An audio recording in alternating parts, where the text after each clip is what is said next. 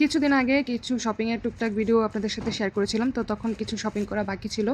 আজকে সেগুলারই শপিং করেছি এবং আপনাদের সাথে শেয়ার করছি।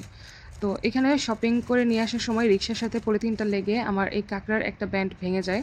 যাই হোক, কিছুদিন আগে আমার বউ ক্ল ক্লিপের কিছু অর্ডার ছিল, তো তখন আমার এই ক্লগুলো একদমই শেষ হয়ে গিয়েছিল। যা ছিল তা থেকে অনলি 4টা আমি ওনাকে ডেলিভারি দিতে পেরেছিলাম, বাকি অর্ডারগুলো ক্যান্সেল করে দিয়েছিলাম। আর তার সাথে নতুন একটা ডিজাইনের, এটা নামটা আসলে আমি জানি না এটা কি, সবাই দেখে এটাকে সাপের মতো নাকি লাগে এরকম বলে। তো যাই হোক, এটাকে হচ্ছে চুলের মধ্যে পেঁচিয়ে পেঁচিয়ে তারপর ইউজ করে। আর আমার যেহেতু জিমিচু কাপড়গুলো ইউজ করছি, তো ওই কাপড়গুলোর সাথে ম্যাচিং সুতা ইউজ করতে হয় মাস্ট, তা না হলে সুতাগুলো বাইরে থেকে দেখা যায় এবং খুবই খারাপ লাগে।